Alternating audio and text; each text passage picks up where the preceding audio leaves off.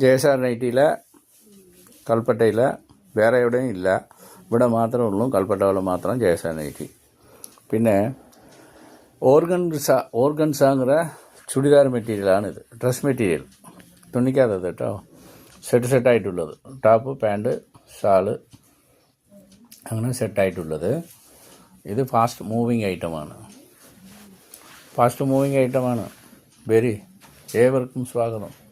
ജയസാർ nightie സ്വയം തൊഴിലവസരം.